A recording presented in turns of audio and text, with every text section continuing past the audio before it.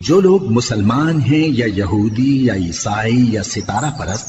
یعنی کوئی شخص کسی قوم و مذہب کا ہو، جو اللہ اور روز قیامت پر ایمان لائے گا اور عمل نیک کرے گا، تو ایسے لوگوں کو ان کے اعمال کا صلہ اللہ کے ہاں ملے گا، اور قیامت کے دن ان کو نہ کسی طرح کا خوف ہوگا اور نہ وہ غمناک ہوں گے۔ اور جب ہم نے تم سے عہد کر لیا اور کوہ طور کو تم پر اٹھا کھڑا کیا اور حکم دیا کہ جو کتاب ہم نے تم کو دی ہے اس کو زور سے پکڑے رہو، اور جو اس میں لکھا ہے اسے یاد رکھو تاکہ عذاب سے محفوظ رہو، پھر تم اس کے بعد عہد سے پھر گئے،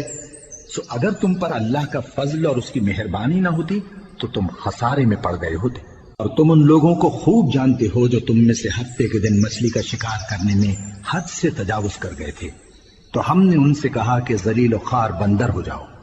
اور اس قصے کو اس وقت کے لوگوں کے لیے اور جو ان کے بعد آنے والے تھے عبرت اور پرہیزگاروں کے لیے نصیحت بنا دیا۔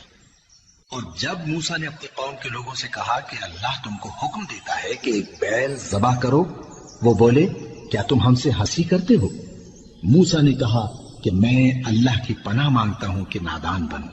انہوں نے کہا کہ اپنے پروردگار سے التجا کیجئے کہ وہ ہمیں یہ بتائے کہ وہ بیل کس طرح کا ہو۔ موسیٰ نے کہا پروردگار فرماتا ہے کہ وہ بیل نہ تو بوڑھا ہو اور نہ بچڑا، بلکہ ان کے درمیان یعنی جوان ہو، سو جیسا تم کو حکم دیا گیا ہے ویسا کرو۔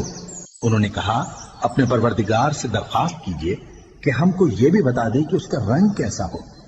موسیٰ نے کہا پروردگار فرماتا ہے کہ اس کا رنگ گہرا زرد ہو کہ دیکھنے والوں کے دل کو خوش کر دیتا ہو۔